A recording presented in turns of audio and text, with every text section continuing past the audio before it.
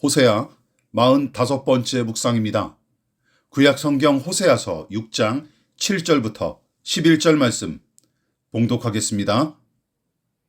그들은 아담처럼 언약을 어기고 거기에서 나를 반역하였느니라. 길르앗은 악을 행하는 자의 고을이라. 피 발자국으로 가득 찼도다. 강도 때가 사람을 기다림같이 제사장의 무리가 세겜 길에서 살인하니 그들이 사악을 행하였느니라. 내가 이스라엘 집에서 가증한 일을 보았나니 거기서 에브라임은 음행하였고 이스라엘은 더럽혀졌느니라. 또한 유다여, 내가 내 백성의 사로잡힘을 돌이킬 때에 내게도 추수할 일을 정하였느니라. 비록 소수에 불과했을 뿐이지만 호세아를 비롯한 신실한 선지자들은 하나님의 계시와 율법의 계명을 통해 하나님의 어떠하심, 즉 하나님의 성품과 일하심에 관해 알고 있었고 그분의 뜻을 충분히 헤아릴 수 있었습니다. 그리고 그들은 바리새인들처럼 그 하나님을 아는 지식을 앞세워 유세를 떠는 대신 오히려 하나님이 뜻하신 바를 받들어 그것을 다른 백성에게 선포하고 전달하는 역할을 충실히 감당했죠. 즉, 기독교 신앙의 회의적인 사람들은 하나님을 침묵하거나 방관하는 신처럼 오해할 수는 있을지언정 성경의 하나님은 당신 자신을 오래도록 감추시거나 그 뜻을 내내 숨기고 가린 적은 없으십니다. 호세아서에서도 마찬가지죠.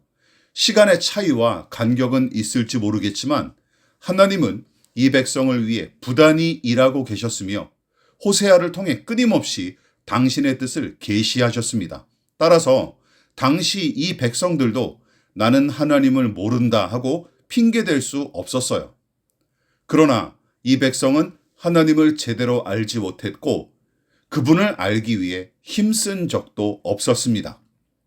그래서 훗날 이사야와 예레미야 선지자가 눈이 있어도 보지 못하고 귀가 있어도 듣지 못하는 백성으로서 남유다 백성을 비판했던 예언의 말씀은 호세아 선지자 시대의 북이스라엘 백성한테도 고스란히 적용됩니다.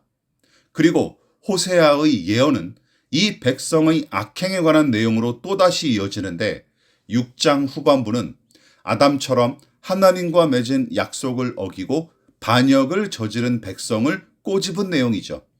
그리고 여기서도 하나님은 호세아를 통해 인간과 약속을 맺으시는 분으로 당신을 계시하고 계십니다. 자, 그런데 약속이란 인격을 지닌 존재들끼리 할 수 있는 행위로서 쌍방이 상대의 생각에 동의하고 그의 의지를 신뢰할 때만 성립이 가능합니다. 그래서 무생물이나 짐승과는 약속을 맺을 수 없고 상대의 신용과 의지를 못 믿어할 때도 마찬가지죠. 또한 약속은 상대방을 동등하게 바라보고 최소한 존중하는 태도를 갖췄을 때라야 가능한 것으로서 한쪽이 자신의 권위와 권세를 내세워 강압하거나 강요하는 불평등 조약 같은 것은 약속과는 거리가 멉니다. 이처럼 태초부터 첫사람 아담과 약속의 관계를 수립하신 하나님은 지금도 우리를 당신과 동등하게 약속을 맺는 대상으로 여기시고 그런 관계를 맺고 계시죠. 그래서 아담과 하와에게 선택할 권리를 허락하신 이유도 결국은 하나님께서 그들의 인격과 의지를 신뢰했기에 가능한 일입니다. 그러나 그들은 하나님과 맺은 약속을 스스로 깨트려 버렸고 호세아 시대의 북이스라엘도 그들의 조상과 똑같은 짓을 저질렀습니다. 그리고 하나님과 맺은 언약을 파기하고 타락한 인간들이 거짓과 다툼과 분열과 폭력을 일삼았듯이 북이스라엘은 제사장들마저 피 흘리기를 좋아하는 지경까지 이르렀습니다. 그러니까 이 백성은 하나님과 약속을 맺은 복된 관계를 우습게 여겼고 그들의 조상처럼 스스로 하나님과 같이 되고 싶었던 게 틀림없어요. 물론 오늘날도 다르지 않습니다.